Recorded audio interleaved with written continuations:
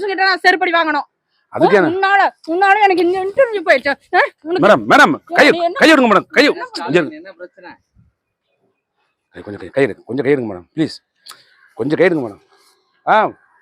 மாப்பிள சொல்லுங்க. என்ன பிரச்சனை?